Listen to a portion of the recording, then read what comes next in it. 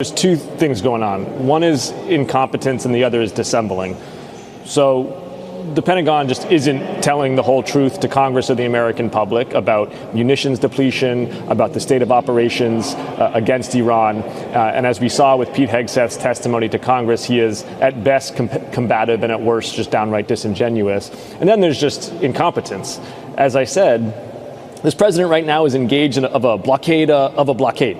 And he's acting as though this is some grand strategy, when in fact, if you look at what his stated objectives were at the start of this war versus where we are right now, we have a more hardened, hard-lined Ayatollah than we did before. They still have enrichment capability. They still have access to the supermajority of their missile ballistic sites. And they are yet more dug in ideologically on taking the path that they had been pursuing before this war started. And we've just handed them a new strategic deterrent with choke point control over the Strait of Hormuz.